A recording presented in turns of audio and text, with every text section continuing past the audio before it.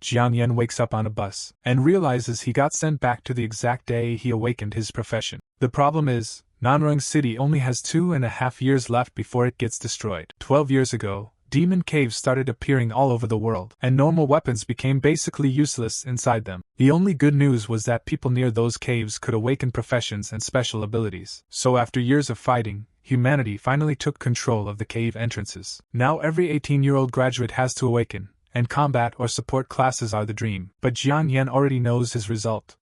In his past life, he awakened an F-rank creation class, except his real talent was Modify, a divine ability that could turn garbage into treasure. Once the higher-ups found out, they forced him to make divine artifacts for them, then locked him up because they were scared of him. Until one day when a giant magical beast attacked him. Jiang Yan used Modify one last time and changed Revive into Reborn, sending himself back to this moment. So now, as the bus reaches the demon cave station, Jiang Yan decides he is done trusting people. This time, he will hide his ability, protect his family and friends, and quietly get strong enough to save Nanrong himself. At the Hunters Association Awakening Square, everyone is freaking out about what class they might get, while others talk about Liming-jia, the school genius with max magic power. Yang Hongwei, the second best student, shuts that down, and says even geniuses can still awaken F-rank garbage. Then the teacher calls Jiang Yan up first. Jiang Yan walks to the altar calmly because, unlike everyone else, he already knows what is coming. He places his hand on the crystal ball, and purple light bursts from the altar. Then golden energy wraps around him, and the panel reveals his first profession,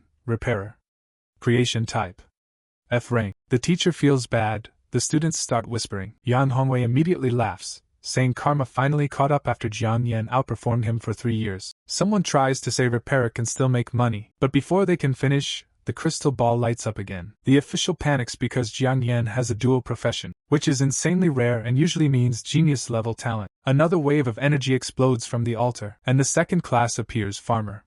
Also creation type. Also F-rank. The whole crowd goes silent for a second, then the bullies lose it, and call him a double F genius. Jiang Yan does not even bother reacting.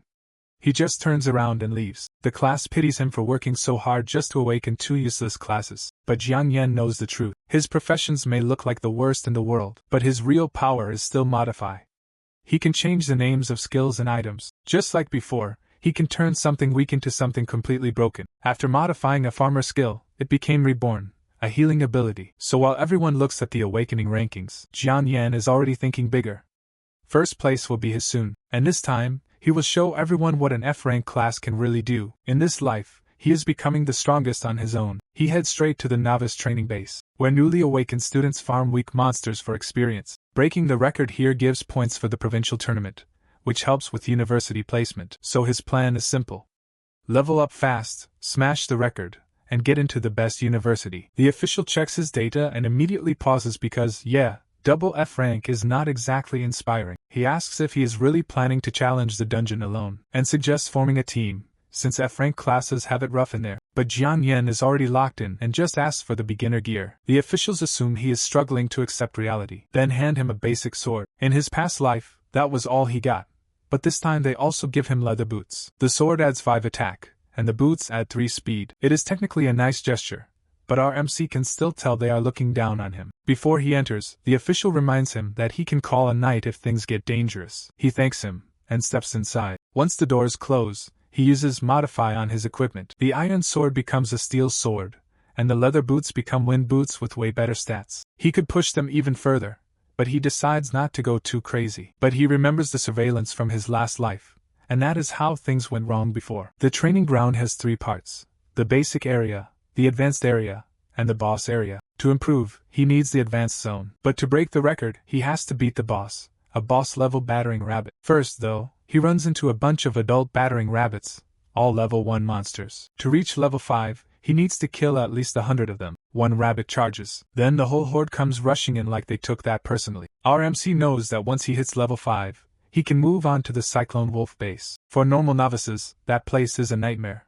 For him, it is just a really good farming spot. With his upgraded sword, he starts cutting through the rabbits easily, and realizes he might even reach level 10 here. And level 10 is where things get serious, because that is when he gets his legendary ultimate skill, the one that lets him create magical beasts. With that, he can become even stronger than he was in his past life. While he is grinding, Yang Hongwei is back at the Awakening Square. The official announces that it is Yang Hongwei's turn, and all he wants is any class above F rank so he can beat Jian Yan for once. Then blue and white energy explodes from the altar, and he awakens Berserker, one of the strongest combat classes. It is A rank, and Yan immediately starts celebrating like he just won the whole series. Everyone is shocked because he was always second place, but now he has officially surpassed Jian Yan. Yang shouts that nobody will ever call him second again, because from now on, the school's #1 genius is him. His friends hype him up and mock Jian Yan, saying a double F rank guy can never compete. Yang asks where that garbage class loser went so he can rub the victory in his face, and one of his followers says Jian Yan headed to the novice training base. So Yang and his crew decide to go after him, pretending they are going to help. The teacher sees right through it and gets worried, because Yang clearly just wants to humiliate him. He remembers how hard he worked, studying late into the night and training non-stop, and feels awful that someone so dedicated awakened what looks like the most useless class. But nearby, a purple-haired student is not buying it. This is Wang Qingfang, the second best student in the whole school after Jian Yan. Back in middle school, Wang faced him in the finals, and even though Jian Yan was injured, he still won. So when Wang hears Yang is going to cause trouble, he decides to follow too. Not because he wants to help though.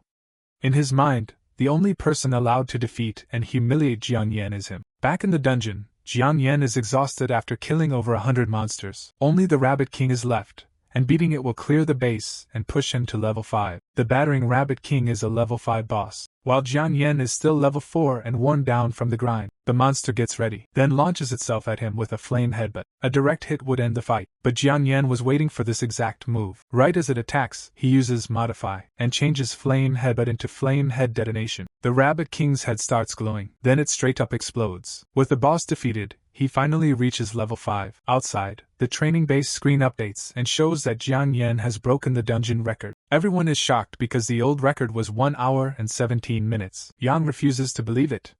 In his mind, there's no way a double F rank awakened cleared it legitimately, and if he can expose that fraud in front of everyone, Jian Yan's reputation is finished. Meanwhile, inside the dungeon, Jian Yan uses his reborn skill to heal himself. He knows the next boss is the Cyclone Wolf King, and that thing is way stronger than the Rabbit King. In his past life, it gave him serious trouble, but this time, he is ready to collect some payback. He moves on to the Gale Wolf base, which is basically a slaughterhouse for beginners. The regular wolves here are level 6 to 9, and the boss is level 10. The rewards are huge, but the difficulty is brutal. Normally, it takes a novice around 10 days to reach level 10, but our MC can do it in one run. And once he hits level 10, he will awaken his second talent ability, and earn the right to level up on his own in the wilderness, which is exactly what he needs. At the entrance, the official asks if he is seriously going in alone, and warns him that even an A-rank genius tried this before and got badly injured. Then he looks at his double F-rank status and basically asks if bro is trying to get himself killed. He thanks him for the concern,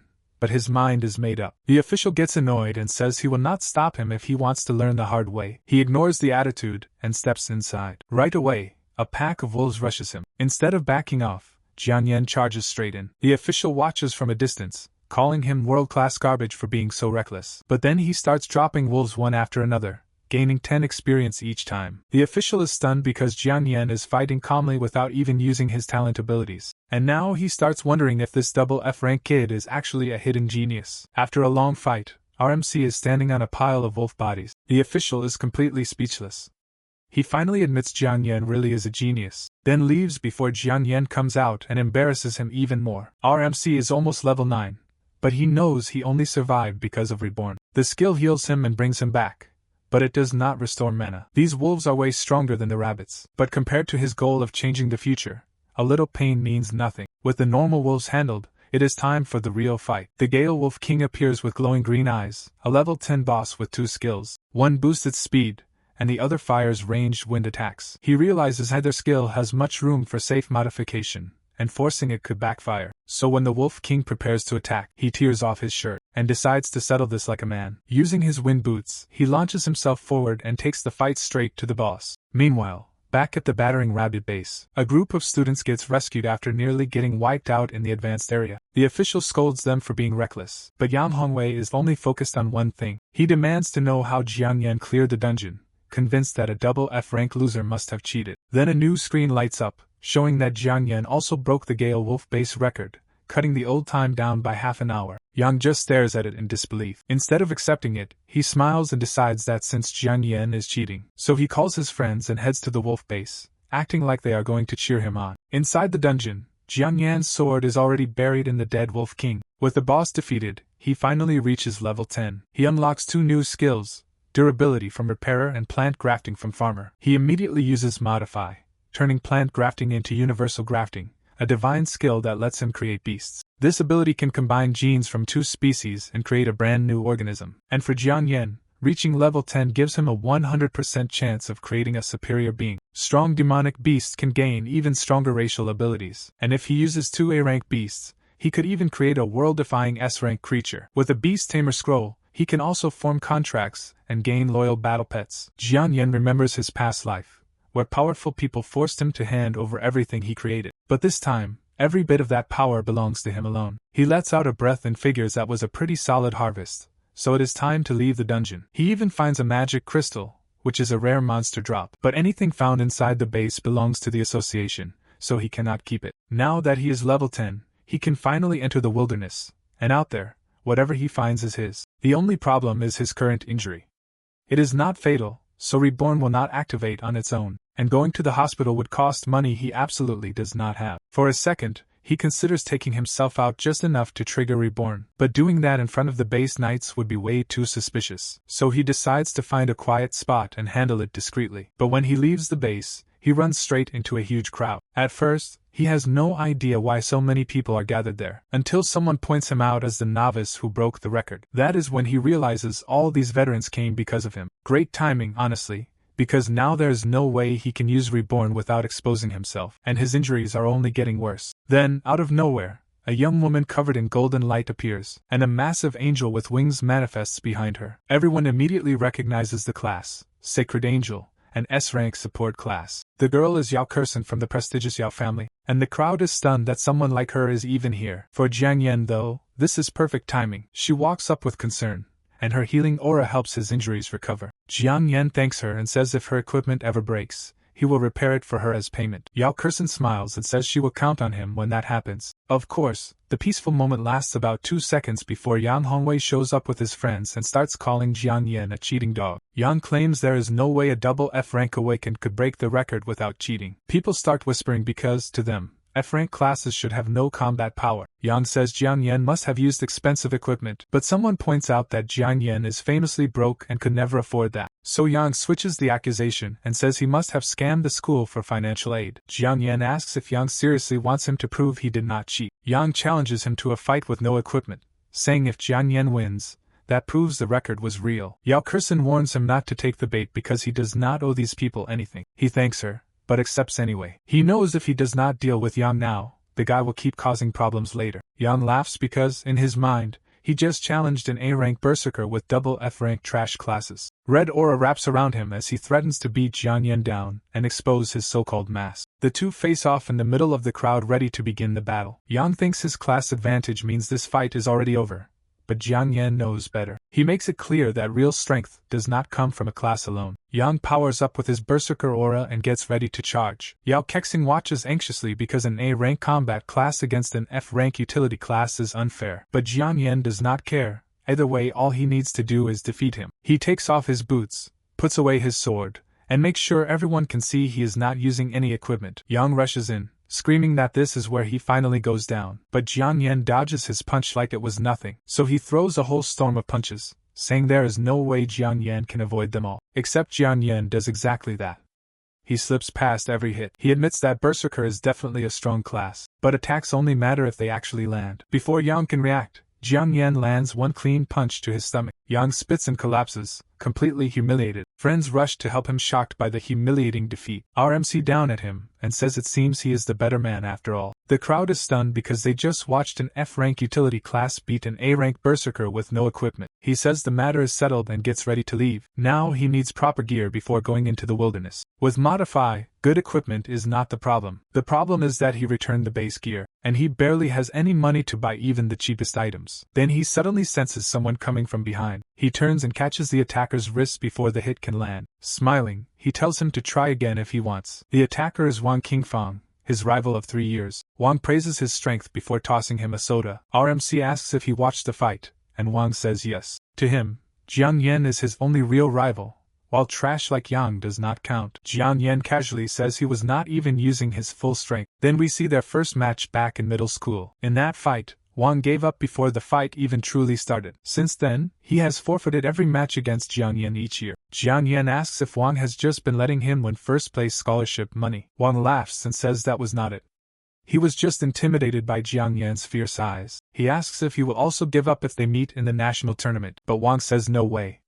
Next time, he will defeat him without mercy, and they will fight with everything they have. The two rivals clink their soda cans to seal the promise. Before leaving, Wang tosses him a card with 2,000 on it as payment for the Gale Wolf guide. He tells RMC to make sure the guide reaches him soon. Our hero agrees to the deal, while watching his rival walk away. As Wang walks away, Jiang Yan smiles and thinks he will remember this favor and repay it tenfold someday. With money finally in hand, Jiang Yan heads to the black market to buy gear. He enters a cheap alley full of nameless stalls, the same place he remembers from his past life. The odds of finding something rare here are low, but not zero. At one stall, a merchant is selling second-hand swords, and one catches Jiang Yan's eye.